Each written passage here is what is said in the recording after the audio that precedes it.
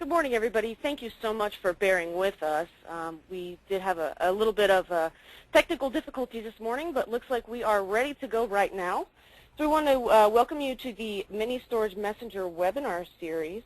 Robin Dodge filling in for Poppy Behrens this morning, publisher at Minico, and we thank you for attending today. This is one of our regularly scheduled informative webinars planned for self-storage owners, operators, managers, investors, developers, and other industry professionals. The sponsor of today's webinar is Universal Management Company.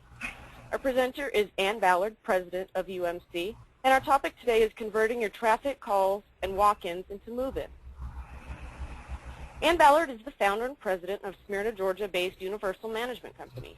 Universal Management Company is a longtime top operator in the self-storage industry, offering self-storage business owners the benefits of the company's extensive industry experience, as well as professional, unbiased management services. A global industry consultant, Ann has served for more than a decade on state and national self-storage association boards. She has written many articles for the Mini Storage Messenger and other publications, and is a regular contributor to the annual Self-Storage Almanac. Ann's latest book is The Hat Lady Speaks, Marketing Self-Storage. This year marks the 31st anniversary of the Mini Storage Messenger, providing the self-storage industry with in-depth news and information. Each issue of the Messenger offers cover stories and feature articles on the most timely industry topics and trends. Monthly columns contributed by industry experts and accomplished business professionals address a wide range of topics including security, facility operations, technology, legal issues, legislative updates, construction, and development. We also publish a variety of other self-storage data sources like the ones you see listed. For more information, please visit ministoragemessenger.com. And just a few more details before we get started here. This webinar is being recorded and will be available for viewing on demand from our archives at ministoragemessenger.com. Today's presentation should run about 45 minutes with the remainder of the hour open to questions and answers. As such, we invite you to submit questions throughout the webinar by typing your question into the question area on the webinar toolbox and clicking send. Depending on the question, we'll answer it privately or to the entire group. We'll try to answer as many questions as we can during the Q&A period at the end of the webinar. Those that we can't answer due to time constraints will be answered by Ann after the webinar. And now, I would finally like to turn the presentation over to Ann. Good morning, Ann. Good morning. How are you doing out there? We're so glad that we could get everybody together today, and we really appreciate everybody hanging around online while we got our technical difficulties worked out. Today, we're going to ask for some assistance across the country. I'm here in Atlanta, Georgia, where it's 75 and beautiful, and Robin Dodge is at Minico in Arizona helping us out. So we'll get Robin to go ahead and advance our slides for us, and we'll get started. The topic for today, as she does this, is talking about converting your traffic. Calls, the walk-ins we get, the web traffic we get, all of those people who are inquiring of us, you know, we're really at the perfect point to capture them the minute they reach out and ask almost any question. So as we're waiting for Robin to get these slides to advance, I'll just go ahead and get started. When you do see the slide, you'll see that I've shown 5 photographs across the bottom of this first slide, and they will appear again on several of the others. And those photographs represent kind of our visual path that we're going to take. We get our calls in, we're out there marketing to generate traffic to our stores, passing out our business and referral cards. We're online with social media marketing with our Facebook pages and the tweets that we send out on Twitter and LinkedIn networks that we all use. That brings us traffic. Our website also is something we count on to bring us traffic. And then all of that traffic that comes from those 4 different sources, that's what we want to try to capture and convert into move-ins as soon as possible. And a good point to remember is that sometimes the traffic we're getting is a referral from somebody we marketed to or somebody who saw us or came to one of our events. So as we look to get this next slide advanced, and we know Robin's back there working hard to make this happen for us, I'll just go ahead and get started. Converting the traffic of all types is what we're talking about. We really have to sort of take a step back, and thank you, Robin. We have to take a step back and say to ourselves, you know, what kind of closing ratios are we having now? And we need to really prepare by improving our sales techniques before we start any kind of major campaign, advertising or web campaign or pay-per-click campaign or anything of that nature. So it is important for us to work on improving those techniques before spending a lot of money there. Now, your calls, walk-ins, web rentals, and requests, these could be turned into reservations, which most of us can convert into reservations that we get. And we need to think about how we count and measure each of these sources. Now, all of the sources for programs that we have, like if we're active in our local Chamber of Commerce and we hold events on our site for the Chamber of Commerce, do we have the Chamber of Commerce listed in the sources to choose from when we sit down to move someone in? So it is very important that we make sure that all those sources are listed. Now, begin at the beginning by knowing what you've got to ask and taking control. I'm sure most of you have shopped your competition, and I think we could all spend the next 12 hours just talking about what we've discovered when we shop our competition either on the phone or in person. And a lot of our competitors are guilty of when the caller calls and says, well, how much is your 10 by 10? They just quote a price and kind of stop. They don't take control. And, you know, that kind of response on the telephone, or even if you're emailing or texting back and forth, it's just not going to be enough to get that customer over there and demonstrate that you're a professional. So we really need to take control and be the one when we get that request for any kind of information that we know what questions to ask. Featured here for you on this slide are the 4 magic questions. Now, these questions work as building blocks, kind of a foundation, because although all of us have a 10 by 10 unit to sell, we're going to sell that unit to 100 different people for 100 different reasons. Some of those might be, apartment, condominium, or college students. Some of them might be homeowners. Some of them are small businesses. Some of them are professional firms that might want to just store their excess inventory or records with us. So think of these questions as your building blocks, and how you're going to sell that same 10 by 10 unit is going to be based on the answers to these most important questions. The first question, have you ever rented self-storage before? And I still find many of our locations are still showing a 50% of their audience has never rented self-storage before. Now, in a more sophisticated storage market, we see that number go as low as 20 or 30%, because a lot of people in that market know what storage is and have used it many times. But you know, knowing the answer to this question tells you how you should begin, because a person who has never rented storage before does not know or understand that yours is a month-to-month program. They have flexibility, and as well as all of the other things that go along with that. Number 2 is, you know, tell me a little bit about what you're going to be storing. And they start describing their life or their situation, and that gives me an idea of which direction to take them. Number 3 is, when did you want to get moved in? A lot of folks will say, well, my movers are coming on the 15th of December, or, you know, I'm being evicted right this minute, I need to get moved in today. So depending on their response, then you know a lot of things about creating urgency and how to progress through the conversation. And question number 4 is kind of a very special question. If you will take the time to ask this question on the very beginning of your conversation, whether it's a walk-in, a text request, or a phone request, then you'll know how to be able to limit some discounts, if you have to use them at all, later in the conversation. Most people, when we say, well, how long do you think you'll need it, I guess the common answer might be, a couple of months at the most, thinking they'll put their things in storage and be back out of there in a few months. Well, we know from reading the almanac that the average length of stay for a residential customer is about 14 months. And for a commercial customer, I think it's about 23 months right now. So they always stay longer than they think, but the reason we're asking this question is for a discounting purpose later on.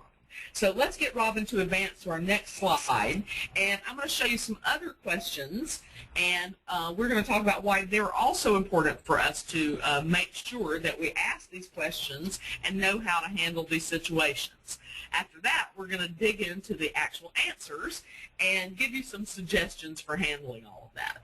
So as we go to the next slide, it's talking about why are these questions important. Now, the first one is the most loaded question of all in the self-storage business. What question do you never ask a prospect? The next one is, how do you answer your phone? And I'm going to show you a few answers about that. And then, how do you greet your customers when you get a walk-in? How do you make notes about their responses? Are you supposed to be like that super experienced waiter at a fine restaurant and remember all the details? How do you get the appointment to visit? How do you close that sale for the appointment? And then how do you close the sale on site and get new rentals and referrals? And the last one we're going to talk about, how do you limit exposure to discounts? So we'll get Robin to move us to the next slide, and we'll show you the answers to these and other questions. And then we'll go ahead and jump in. We're glad to see so many of you have joined us today, by the way, while we're waiting for that. The first question, why these questions are important. What question do you never ask a prospect? You never ask a self-storage prospect, what size do you need?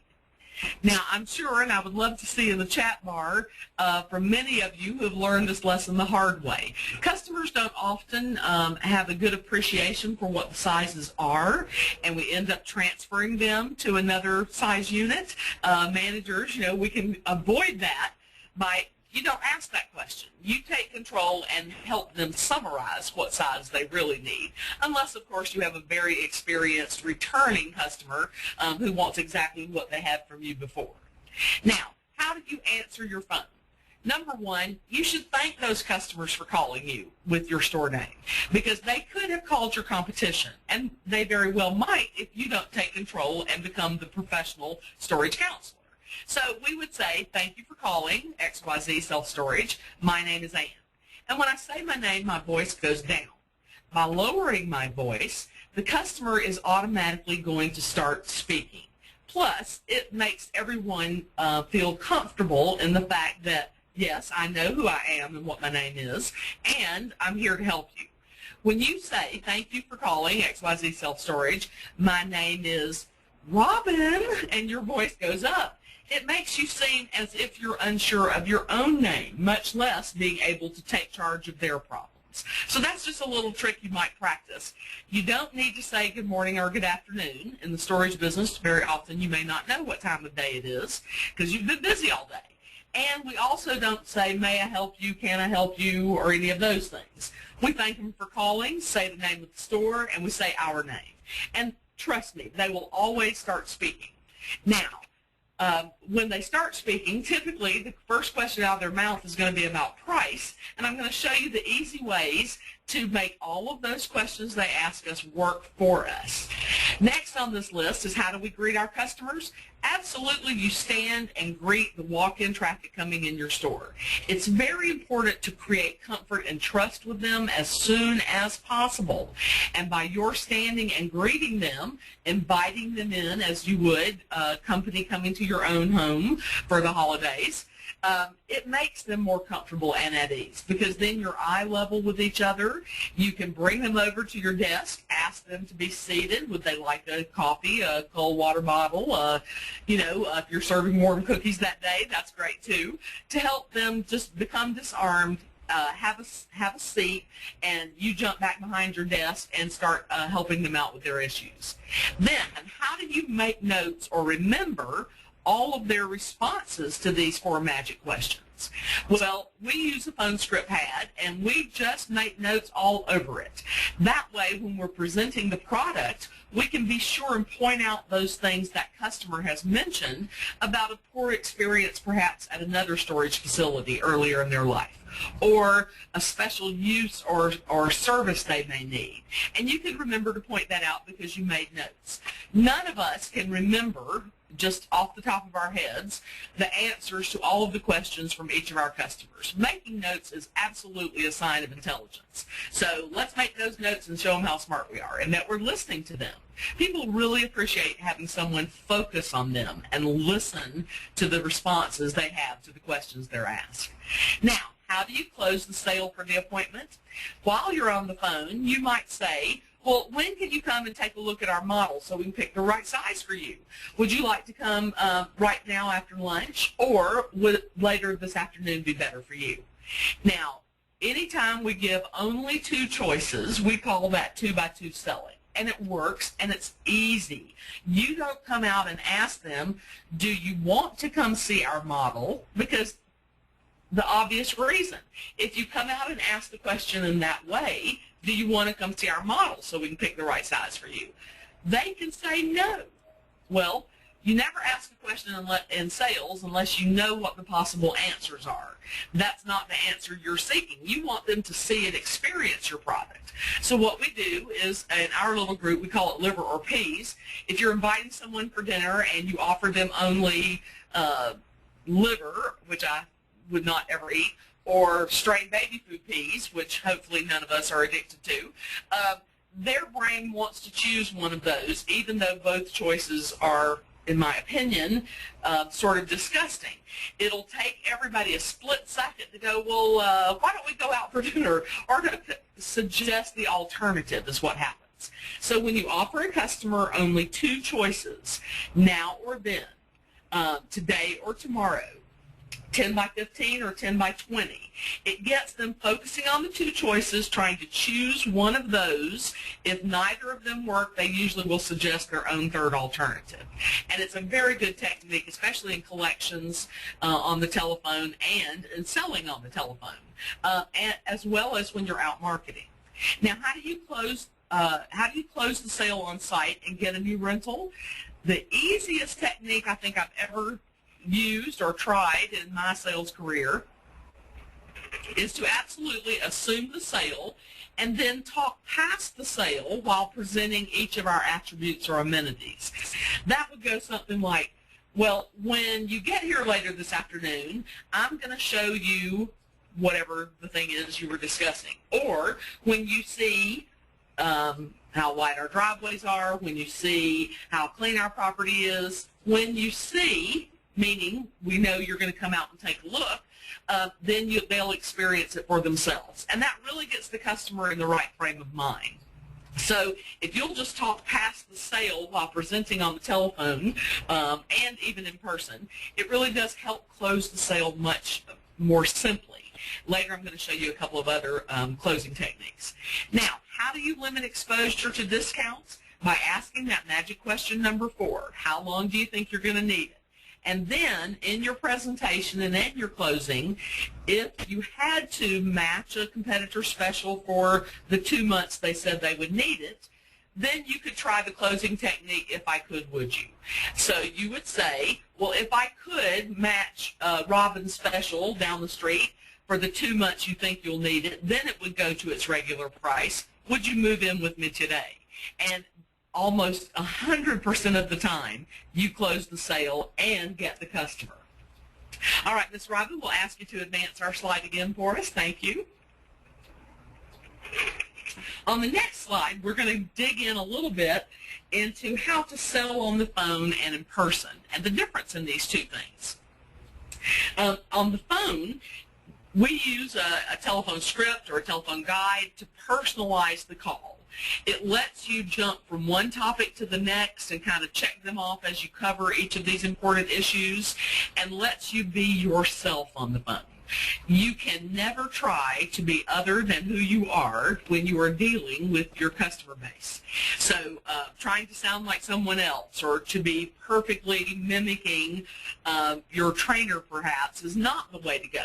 You really want flexibility in the phone program and a method of keeping up with where you are in the presentation. A great phone sales presentation is going to be 2 to 3 minutes at the most. It creates urgency for a visit. So once we get the answers to those magic questions, we can prepare for our guest by knowing about our market area and all of our competition. Because if the customer is calling us now, likely they may have tried to call others to find out what they offer. And you really want to be the one that stops the calling chain and gets them to visit your site.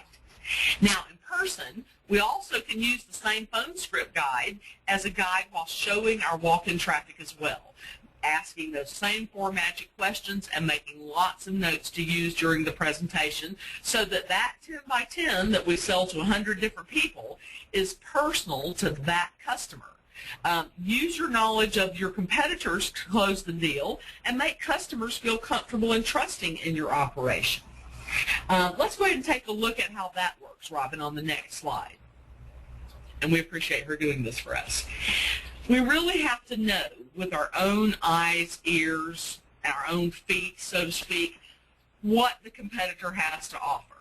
That really is kind of self-storage 101, the very first thing anyone new to our industry should do, or if you're new to a new property, is get out there and find out what your competitors have to offer. A little meet and greet is always good. So our stores visit them once a year in person. They get all the materials they give to any prospect. They take pictures of the stores from the street, what their sign looks like, what the prospect would see when driving by, maybe a picture of the gate. And they put together an annual comparable survey book with a tab for each of those competitors. Then once a month, we update the pricing or any specials they might be doing. Have they changed their office hours? Do they pay referral fees? We're updating everything about their business once a month. And a lot of our teams just have a standard, easy process for this. They send a fax over with their information to the competitor, or you could scan and email that, of course, and then just keep each other posted on what's going on. It's a great way to know about what's going on. And we put those in the back of this comparable survey book.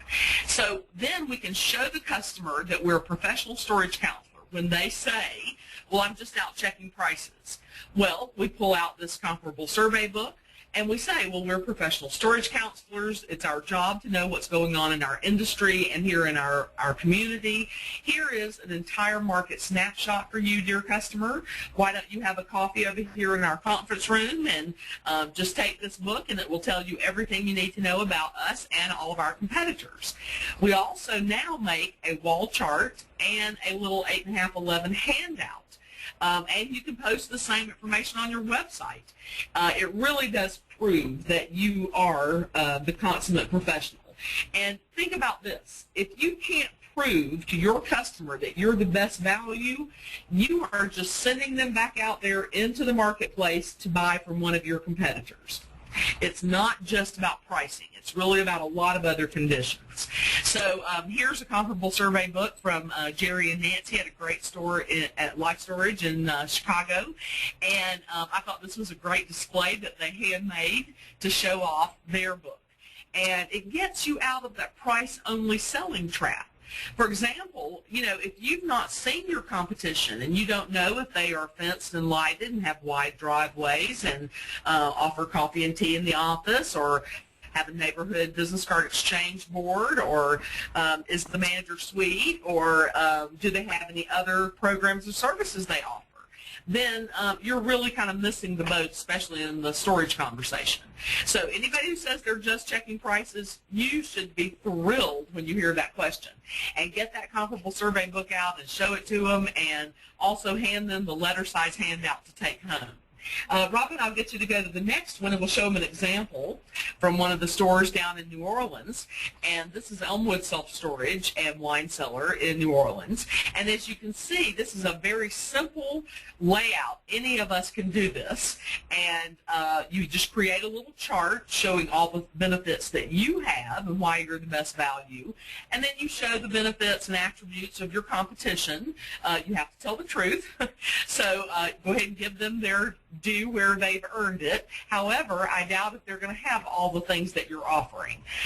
So you want to make sure to point out your great customer service programs, maybe your extended office hours, which none of them offer, maybe that you have a model unit and they don't, maybe you have different access hours that are expanded beyond everyone else. Maybe you also offer a rent by the day or week program that none of them offer. That might be very important to your customers. So it really is about comparing more than just prices. And as you notice, we've shown pictures and the logo as the top banner and down the left side. This is a really easy format. It proves to them what you're claiming is true because you're showing them in pictures, and it compares the entire market for them at a glance. Okay, Robin, if you'll give us the next one. On this next slide, it's so important that you understand the value of pictures. Most of us, if I were to be able to have the time to sit with each of you in person and ask you in person, what do you use your digital camera for personally? The top two answers would be vacations and family gatherings of children and grandchildren. What grandparent doesn't have a photo they could whip out of those grandchildren to show anyone? And of course, when you show someone the picture of that grandchild or the fun your family had on vacation, you know, you're very proud of it, and it comes through when you hand them the photograph. Well, if you could see the headline on this page, it says, "Tell your whole story and say it with photos." Photographs are proof of what you claim, and you need to be using them everywhere. Until someone sees a photograph of what you're claiming, they really cannot believe you. That's just how we've all been conditioned. We're a very visually oriented society. So you can use those, of course, on your comparison chart of you and your competitors on your website. I still today, unfortunately, see many storage websites with no photographs on them. And people are not even giving that kind of website a second chance to read any of the information because you're not proving to them what you look like and what attributes you're going to offer. On your Facebook page and your marketing letters, on postcards and the emails that you send, we would never want to send an email that did not have photographs in it. The flyers, any kind of ad that you do. And here's 2 or 3 photographs I chose from one of our stores down in Palm Beach Gardens, Florida. They have a very unique conference room that's also a wine tasting room. We can do a wine tasting for 25 people there, but we've also arranged specialty birthday parties where 150 people came. We've done huge presentations. They have had customers from software companies use our room for their presentations to their clients. So if you have something unique especially, you really need to show it with photographs. In addition to that beautiful conference room on the right, the far left picture is our standard neighborhood board that we use at the stores. It's a single piece of acrylic that holds a bunch of business cards and flyers and little rack cards, brochures, and we use it as a business card exchange near the coffee bar. So if you need a new housekeeper, need a plumber, need an electrician, they're likely to be our customers, or we met them out marketing and their cards are on our neighborhood board. And also, you're seeing a picture of their coffee bar in the middle. We have a wonderful flat panel screen with camera views, and that first top left drawer is a warm cookie drawer. Next, they can open up and get a cold bottled water or fix themselves a custom Keurig coffee in our Keurig coffee machine. So these kind of photographs really prove to them that we are what we are claiming to be. Robin, we're ready for the next one if you are. On this next slide, we're going to talk about, it really is about getting what we're calling door turns. That means traffic to your site for any reason whatsoever. We want more people seeing your entire offering, experiencing your entire property, because even though we can't create a need for self-storage, when the need hits, you want to be the one in the community everybody's talking about because they have seen your property when they visited for a chamber event or for your yard sale or some other event. And they become part of your marketing army. Most of us in the industry pay them referral fees, which we'll talk about later. So even if they couldn't use it, they could use one of our referral cards, give it to their friend or coworker that needs storage. They're still going to get our, $25 or $50 referral fee, and we're going to be so thankful for them sending the business to us. So you want them to really experience the music in your hallways if you have that, or if you have motion sensing lighting. your keypads, or if you use biometric keypads, that you have maybe covered or drive-through loading areas. Maybe you just created a little rest area with some vending machines and a picnic table for them, or all the way up to wine cellars and private vaults. But most importantly, you want them to see and feel and experience the service that you're going to bring to the table, whether they're renting a 5x5 for 1 month or a 20x20 for the last 10 years. The service got to come with it. So we want to show them also our annual comparable survey book when they visit our properties as well. So for whatever reason you're generating door turns for those special events on site, all of the visiting traffic, we want them to leave feeling positive about us and with referral cards. Now once that's done, it's all about door turns and our closing ratios. So think about this. If you look in the yellow box on the right side, why would you generate large amounts of traffic or calls if you and the team can't close the deal? You know, you need to do, as we said in the beginning, maybe a little more sales training. And then before any marketing or advertising, invest in some sales training, or even just sitting everybody down after hours one night a month to discuss the traffic you've had, why we haven't closed them, what we've done to follow up on them and get them back in here. And then start measuring your traffic and your ability to convert the traffic. So here's things we want every team to do. We want everybody on the team to use the phone program or the script. We want everybody on the team to create urgency for the callers to visit us, because if they'll visit us, as I can prove to you here in a minute, we're going to close approximately 90% of the on-site visitors. Something common that I've discovered in the industry too is to spend this time after hours or before work making sure and discussing that everybody on the team counts the traffic the same way. That can often become a real mess if you allow it to. So a few minutes spent just having confidence that everybody is counting that traffic the same way. And then by doing the easiest and simple thing that Walmart and the big giant retailers do, report your total traffic of any type at the close of each day. By balancing it out at the end of every day, you find that you have fewer problems, you get more accurate numbers. I know many operators still don't try to look at their traffic till the end of each week. Some even try to wait till the end of the month.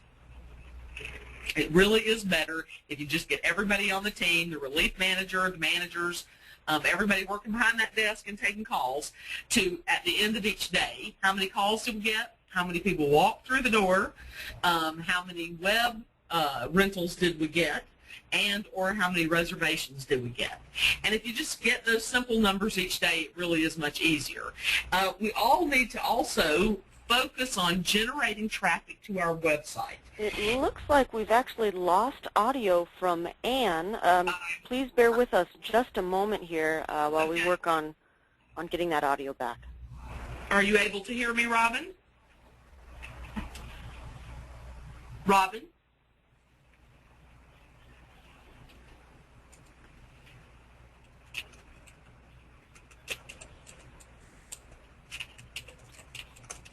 Ann, do we have you back?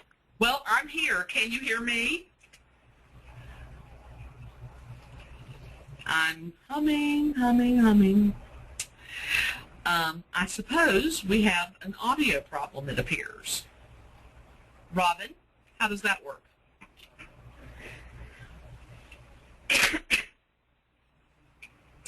I don't know if you can still hear me, but I hope so. Is anyone out there able to hear me? No.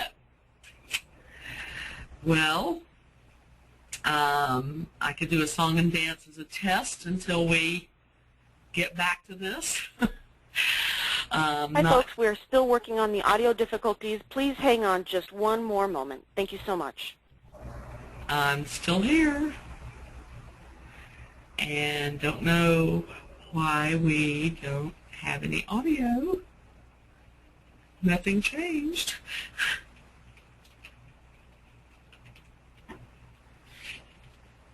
And Ann, it sounds like you're back. Can you hear me now? I'm still able to hear you. Can you hear me now? I can hear you now. Well, good. That was strange. I apologize to you and our audience, but if you're ready, let's get back into this exciting webinar. We'll find that gremlin that's causing all these problems later and deal with them. Oh no, did we lose you again? No, I'm still here. I'm still here, and It sounds like your audio is cutting in and out, Ann. No, I'll have you for a moment, and then it drops off again. Are you still able to hear me? I can hear you right now, yes. Okay, then I'll just not even move a muscle, and we'll continue onward. Okay. We were just chatting about how important it is to generate traffic to your own website. Each of us, have developed websites. Like we said, we want lots of photographs on those so that we fulfill the customer experience. And it really helps when you tell the customer when they're a prospect that they can go to your website and make a payment, check their payment history very often, rent another unit, and that might make it faster and easier for all of them. In addition, let's make sure all of our team members know how to close their traffic on site. Okay, Robin, if you can hear me, let's go to the next slide. The next slide is where we're going to talk about, are you targeting who are you targeting that needs storage and can send you referrals? And I've shown a little list on this slide when we get over there that points out that we can find our targets by using online searches for those types of customers. For example, last week I think I worked with the marketing manager down in New Orleans, and he was using some books that they got from memberships they had, and I said, well, there's a fast, easy way to go online, and it even sorts it by your zip code. So you're going after all of these groups we're showing below right here at home first. And it really, I think, is an easier way to focus our time and energies when we're off the site out marketing. You can use yellowpages.com, you can use membership directories, but most of all, don't forget to sell to your competitors and share referrals with them. That's just very important, because if the customer's not coming to us first, they're going to our competition. Our competition might be full on that size, and we would like to get that referral and treat them very well and make our competitor happy for sending us a referral. Now, I've shown in this very first bullet under groups to target not only the apartments we all know of, real estate offices, don't forget moving companies. Very often they don't like to have warehouse space anymore. They can use climate control self-storage units and keep their customers happy and segregated, not have to be packing things in crates and getting heavy equipment. So don't forget them as a referral source. Additionally, the next red line that I've shown, service businesses, local retailers, and interior designers. I wanted to highlight this because our research shows us that service-based businesses and retailers are the number 1 and 2 kind of commercial customers in the self-storage business. To use that idea in our changing economy, I listed interior designers. At our store in Florida that I showed you pictures of a few minutes ago from Palm Beach Gardens, they have interior designers that use a couple of our large units that we've taken the wall out between them as their showroom, and then our conference room as their office. That way, we get the storage business. They have a beautiful place to have meetings with their clients, and they save a lot of money on local showroom space. So please don't forget that there's a need out there amongst almost every kind of business you can conceive of. Right now, what I want to do is to jump into a sample phone script and some of the do's and don'ts of using this phone program. So we'll get Robin to take us to our next slide. And here, this is just a layout of a sample phone script. There's 3 parts to it: the introduction, the benefits, and the close. We leave places at the top to write down their name, their email address, or phone or fax or text address, whatever they like to use. And then a lot of us scribble in the date or the answers to their questions. So we like to answer on the 2nd or 3rd ring, and of course, as we said earlier, thank them and say your store name and your name so that you're in charge of the conversation. And usually they're going to start out by saying, how much is your 10 by 10, or I need a price on your storage. Those are very common questions. So what we want to do is to realize the reason they're asking us the question of price first is because it's the easiest question for them to ask if they don't know anything about self-storage rentals. So you might say back to them, okay, let me grab that information for you. While I grab that, have you ever rented self-storage before? And I just go right into my 4 magic questions. I start making notes, and as quickly as I can, I want to quote a price and recommend a size to them. And when I quote that price, I want to say, well, sounds to me like you're going to need that 10 by 20, and that size is only $587, and it includes these benefits. And then I just start mentioning all the things you can read here. We're incredibly neat and clean. You're going to feel very comfortable storing with us. We also have a coffee bar and a fireplace and lounge, or what other amenities you have in your office. And you just kind of start talking about each of the amenities that are listed and checking them off as you go through there. It's important to remember to smile. You're not going to convert a piece of traffic that calls you if you're grumpy or whiny or doing something else while you're on the phone. So smile and focus on that caller. Make lots of notes. Sell by appointment. That's how I learned selling, and I use the 2x2 process. So it sounds like I need to get you out here today, Mr. Jones, so we can take a look at our model and pick the right size for you. When would you like to come to take a look at the model? Would you like to come right after lunch, or would tomorrow morning be better? And then we just make an appointment and go after it. And it really makes the whole process so much easier. Now, we do put a little section in the middle of our phone program that says, discuss any other particulars and ask them questions, but no negative descriptions. So how you say things to them is also very important. And then we're closing, by making sure we find out how they heard about us or who referred them, making sure they know where we're located, how to get here, and then asking, are there any other things I can help you with before you get here this afternoon at 4:30? And it really does work out very well, and they feel well cared for. Now, one of the lines at the bottom of this phone script before hanging up, we mentioned in the last paragraph, is I really want to email, fax, or mail something to you about our property before you arrive this afternoon or tomorrow. So would you help us out in our Going Green program by letting me email this to you? That is the most cost-effective way to put something in their hands. Maybe you email them a great big picture of you and your staff behind the front desk, and with a little link to your website. So you just shoot that out while you're on the phone with them, and you could be able to say, okay, Mr. Jones, I've already sent that to you. You should be looking at it in your inbox now, and I'll see you later today at 4:30. I mean, that is great customer care and fulfilling their expectations. Next slide, we're going to show in detail kind of the 9 basic steps of the phone program. We've already discussed number 1 and number 2, taking control. But number 3, as I mentioned, is just to recommend a size and quote a price as soon as you can. And don't hesitate.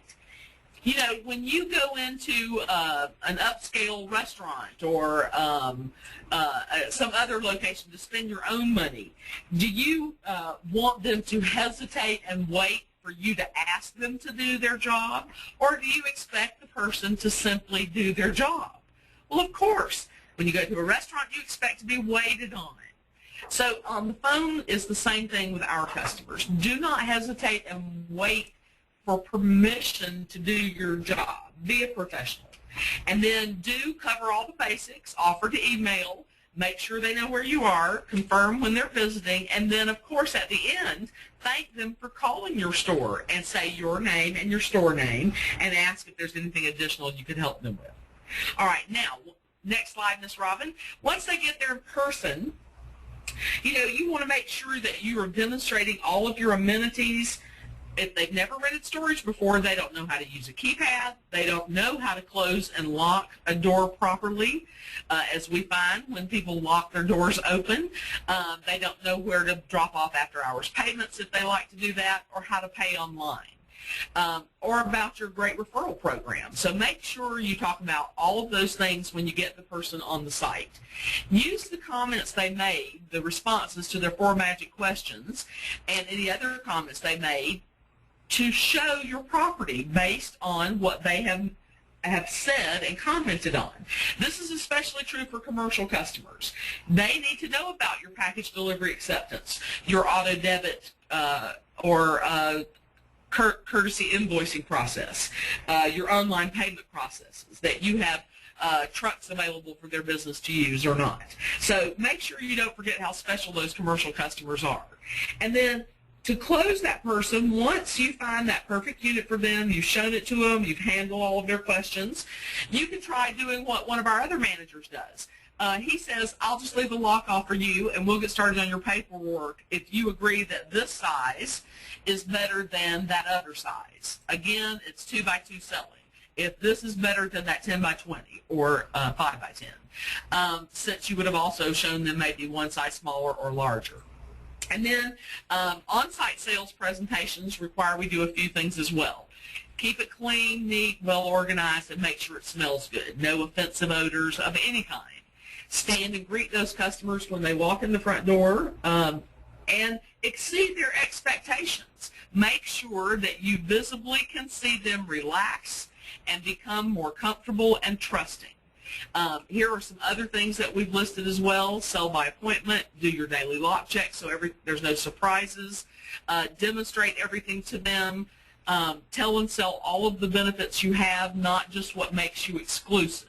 And that's called selling with 51%. Everybody in your area might be fenced and lighted with a computer authorized gate access, but that doesn't mean that your competitors are showing those things to the customers. So make sure that you do. All right, let's go ahead and jump to the next one, Robin. Know how to sell off the site as well. When the customer is the one we're out there trying to generate traffic from by being out in the community, you know, we have to generate our own traffic these days because the phone calls are so much fewer than they were even just 5 or 10 years ago. So we go out to the businesses and we send referral cards and hand them out to everyone. So it's incumbent upon all of us to take some marketing action every single day, whether you're making outgoing phone calls, sending emails to people you've met or memberships, groups that you're members of, or mailing letters to prospects, or visiting those local businesses. About 8 hours a month is kind of minimum, and all the contacts we put into our Outlook database. I've included this next step, the next slide for you, the 7 steps to successful offsite marketing, as a reference tool for any of you who might have to train others on your team to do offsite marketing. So those are the step-by-step ways that work with everyone. But whatever offsite marketing you're doing, make sure your call to action is to get them to come in and visit you, to call you with their needs, or refer a friend or coworker. So, you know, there's always a reason you're out there visiting them. It's not only to say hi and leave them feeling good about you. It's also to get them to think about you, visit you, and send you referrals. Okay, Robin, let's go ahead and jump to the next one. This is where we're going to talk about the techniques for closing the sale. And the most obvious simply is about the best bottom line technique to use. Many of us are kind of afraid of it, though. And that is to just come right out and ask for the sale. And a lot of storage managers I know in past years would never have thought to just make it as easy as that. But you know what? In this economy and with the way the markets are, customers want to know that you want their business. So ask them for it. Ask them. Say, what would it take for you to become my customer today? You might be surprised how easy it is to do that. Or if I could match that special for the 2 months you thought you would need it, if I could get you a free move truck, if I could get you a free lock, or maybe waive your admin fee, would you rent with me today? Well, those are just easy questions to just come right out and find out from the customer what's it going to take. And then if you need to go get authority to do some of those things, then you know exactly what you're asking your supervisor for. I could get this commercial customer if I could give them, you know, a month free on the 3 units they're leasing. I bet most supervisors would gladly say yes to that kind of deal. So don't forget, ask for the business. Just come right out and look them in the eye and say, what would it take? All right, Robin, let's jump to the next one. When it comes to limiting your exposure to discounts, you got to remember a couple of things. One, if you're going to use a discount at all, it has to be a meaningful amount. It has to have value to the customer. It has to have a call to action, and you have to be able to track that. Now, with the great software we have in our industry today, it even lets us use promo codes on our different coupons or ads that we put in different places, and pre-program our operating software so that all we as managers have to do is choose that dollar first month, or get a month free when you prepay 4 months, whatever the program is, and that makes the process of moving them in a little bit easier. But if you are full on almost all of your different sizes, why would you give a discount on something you're full on? Why would you also give a discount to a college student? Those are the kind of questions we want to bring to mind today, because you wouldn't do that. The college student is going to come, stay the summer, and leave when you need customers the most. So we found that by giving college students what they really need, which is a way to get moved in and a way to get moved back to school, that really meant more to them than any amount of discount. So think about, do I really need that discount? And if so, is it time to eliminate it on the certain size? And then it's always great when you can give merchandise or promotional items, locks, and boxes instead of free rent. So just remember, ask those 4 magic questions on the phone or to your walk-in, and then you can use that information to limit your discounts, especially with question number 4, by matching that price for just a limited amount of time, the time they thought they would need it. Then it goes to their regular price. All right, Ms. Robin, now to the next one, which is knowing how to close the sale. A minute ago, I mentioned how important it is that you have to realize that until you've developed comfort and trust, you are not going to be able to close the sale. Many of us can tell because we've learned to read body language of our customers so well, you can tell when they relax. That means they're more comfortable. And in card playing, that would be known as a tell. So you might look for that tell. Did they unfold their arms? Did they sit back in the chair or lean in closer to maybe hear better? All of those are great ways to know that you have their attention and they're starting to relax. And then we discussed already limiting our exposure to discounts with a question number 4 and asking them directly for the business. But if you will listen to your customer, they will tell you what is most important to them. In other words, what their sales hot buttons are.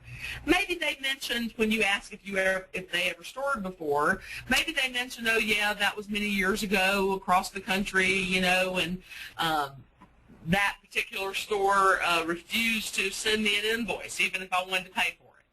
Well, that's a perfect opportunity for you to talk about, I can send you a courtesy invoice each month for $1 a month or $3 a month or whatever your charge is.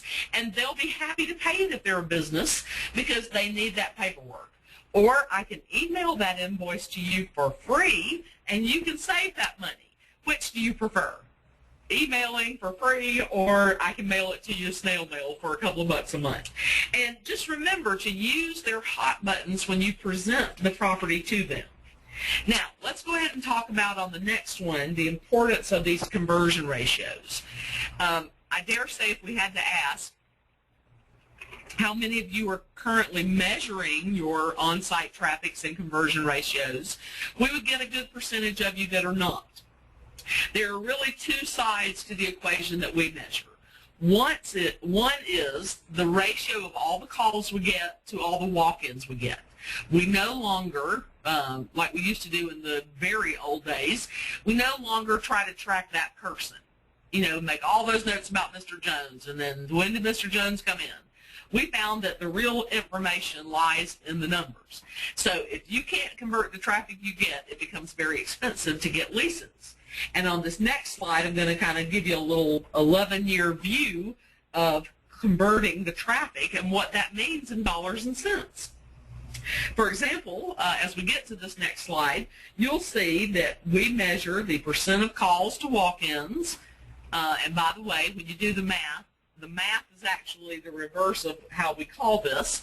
The math is actually the walk-ins divided by the calls, if you want to start doing it that way as well, and it should be well over 100%.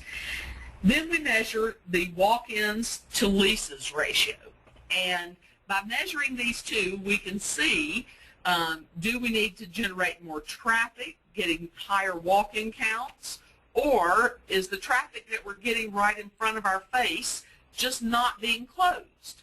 So in the year 2009, as you can see on the chart, last year's data, we did work very hard to improve that call to walk-in ratio and get it back up there to the number that we had seen in the past, and kind of recover from the way things used to be done before the recession, doing things in new ways. And then when it came to converting the walk-ins, we had a little bit of work to do. So this year, I can gladly say that we're up again on both of those numbers by the managers generating their own traffic. We're at 140% calls to walk-ins and 87.7% walk-in to lease. Now, how do you translate that into dollars? Well, I did the math for you. This is for our whole portfolio, this set of numbers. But this year, we had increased by 88% our marketing messages, but we did that for 3 cents a square foot through the first 6 months, less than the same year before. So we're generating more traffic at a lower cost by doing emails and some other things. But once we get the traffic on site, we're selling more of them. Dollars and cents means that we saved our clients this year, for the first 6 months, about $150,000, and that's nothing to sneeze at. So if it takes you 2 walk-in pieces of traffic to get a sale, you're a very expensive employee, and you might want to work on improving those closing ratios by just ask for the business, and you have nothing to lose there, and everything can improve from there. So in the measuring of all of this, you really have to know what has worked, and that'll be on our next slide, Robin. If you're tracking and measuring the traffic that comes in and calls you and on your website, what you're spending on each of the programs you have in your marketing plan, and most importantly, you have to input the marketing information at move-in. Anything else is like throwing money out your car window as you drive down the interstate. That also will show you what has not worked, so you can dump those things that have not worked. And then if you become passionate about getting referrals and treat those like gold, you can pay a referral fee to anyone and start getting most of your business from your marketing and referral efforts. So as we show on this next slide when Robin gets there, it shows a picture of a referral card from one of the stores down in Louisiana and kind of how we do that. Well, the goal for us is to get 30% of every month's business from repeat referrals and marketing efforts. And our teams have just done a great job because that helps lower our cost per lease. That's what CPL stands for.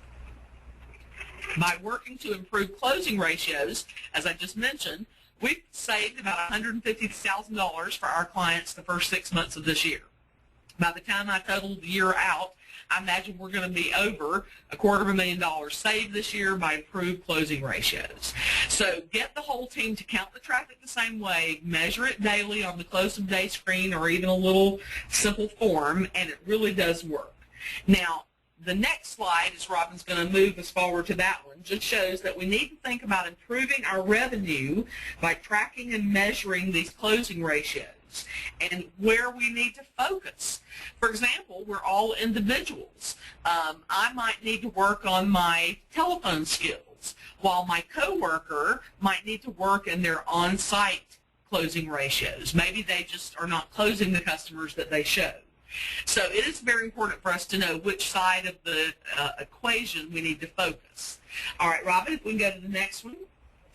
We do a simple measuring system that shows us for the whole portfolio each year where, under the basic categories, the traffic came from.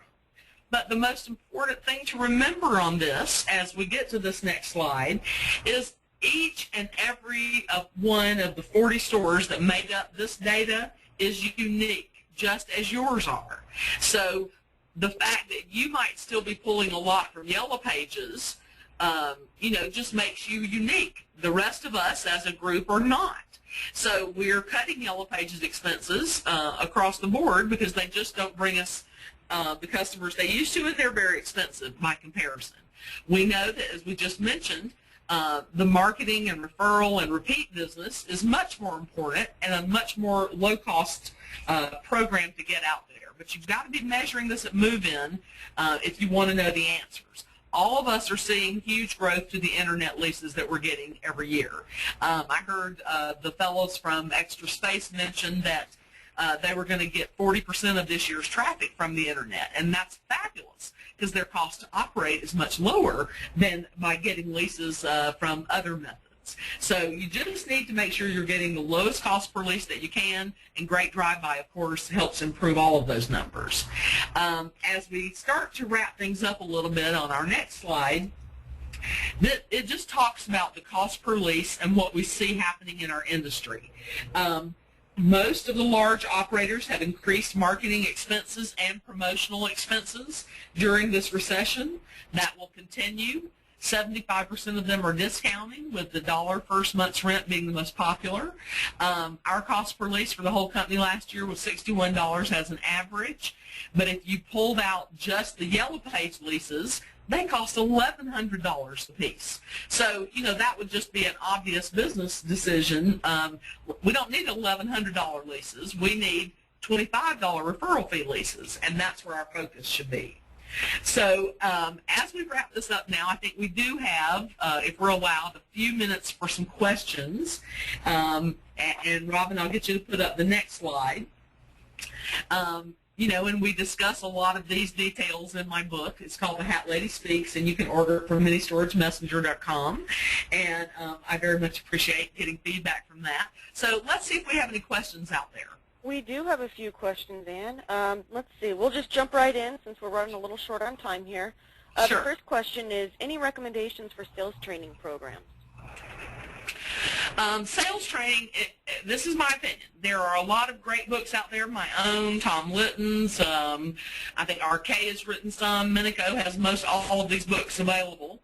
But when it comes to sales training, I really find that the time we spend one-on-one taking managers out on the street, so to speak, or in small class sizes really has the best bang for the buck. And I do a lot of that around the country, as do others. But, we customize sales training courses for different companies all the time, and we'd love to hear from them. Okay. Next question. What do you email them when finishing the conversation? Photos, other things? Yes, the most important thing is that it has at least one photo in that email and that it has a link to your website. So I would be emailing them, Mr. Jones, it's been so great talking to you, and here's the email I promised. I'll see you later today at 4:30 or whatever our appointment time is, and please visit our website below to find out about this and many other amenities of our property. So it could be a link to your website, it could be a marketing piece you put together already, maybe through Constant Contact, or some other layout that you keep, or your brochure could be electronic, and you email them the brochure. By getting their permission to send them the email, in this case, it would be okay for it to have attachments, but typically we try to email them things that are so obvious they don't have to do anything. The picture's right in front of them, our short message, and we look forward to seeing them, and then maybe the place to click to visit our website. Okay. It looks like we have time for one more question. Okay. And that question is, can you explain how to measure the traffic conversion? Yes. You can use a very simple system like a tick mark on a piece of paper for each call you got that day, a tick mark under visitors or walk-ins for how many you got that day, and then, of course, you know how many units you leased that day. We use a spreadsheet that we've created within our management system where at the close of every day, the manager sits and just looks at the management summary and inputs a couple of numbers telling us what happened that day. And it will calculate their closing ratios for them. But to do it, just let's say you had a week's worth of traffic. you had 10 callers and you had 20 walk-ins. That means your call to walk-in is 200%. And a store with any decent visibility at all should have somewhere above 125% call to walk-in ratio, meaning you should, for every 100 callers, you should have 125 walk-ins. Now, to measure the walk-in to lease, or the closing ability, you just count how many walk-ins you had that day, same number as you reported before, and divided by how many people leased, because a person might rent 4 or 5 units, but you're really concerned with the ability to close the traffic that came in the door. So that's why getting everybody to discuss how they count the traffic and making sure that a whole team they count it the same way is so important. I know some companies that just measure call to leases, but I think that leaves out part of the sales equation, and that's why we have 2 numbers, call to walk-in and then walk-in to lease. All right. Well, thank you so much to everyone for attending today. We truly hope we've provided you with some useful information to assist you in your investment or development endeavors.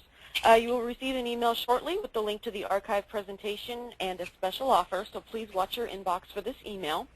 We'd also like to invite you to join us for our next webinar scheduled for November 17th. It's sponsored by DC Taylor Company, and the topic will be climate-controlled facilities. Get immediate energy savings when replacing your roof.